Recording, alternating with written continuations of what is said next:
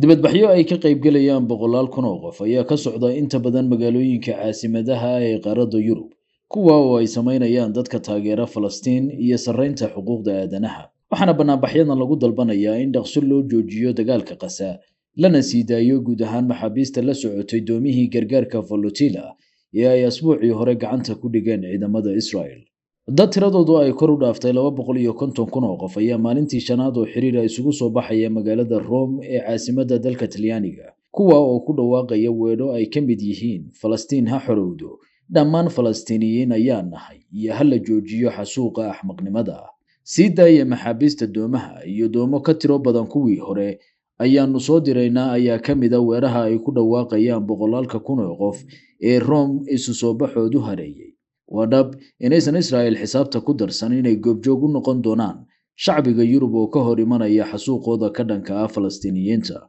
Si taas la mid ah waxaa lagu soo warramayaa in boqolaal kun oo qof oo kale ay isugu soo baxeen dariiqyada dalka Spain, gaar ahaan magaalooyinka Barcelona iyo caasimadda Madrid, kuwa oo ku baaqaya in dhaqso loo joojiyo xasuuqa Gaza. Garoomadii kubadda cagta ayuu sidoo kale dibadbaxani hareeyay, oo garoonka ay ku ciyaarto kooxda Atletico Bilbao ee dalka Spain ayaa xalay waxaa lagu soo bandhigay tobanaan qaxooti Falastiiniyiin ah, iyadoo garoonka lagu camiray calanka Falastiin iyo midabada cimaamada caanka ah ee Carafaad, taa oo tustay xoogganaanta taageerada rayidka Spain u muujinayaan shacbiga Falastiin ee muddada 2 sano iyo barka ka badan gumaadka iyo go'doominta u dhimanaya. Germany, Belgium iyo dalal kale oo Yurub ah ayaa sidoo kale ka mid ah kuwa ay weli ka socdaan dibadbaxyadan. Docda kale waxaa si weyn looga dayrinayaa xaaladda caafimaad ee maxaabiista ay sii daayeen Israel ee la socday doonyihii gargaarka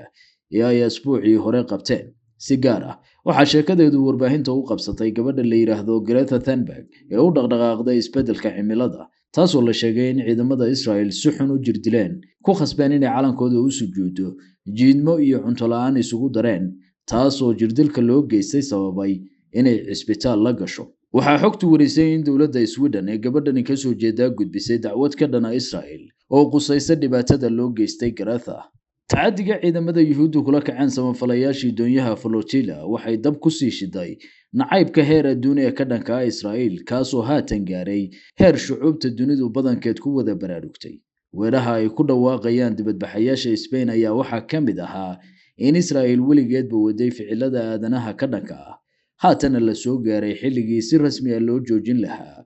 duulaankooda ka dhanka ah jiritaanka insaanka.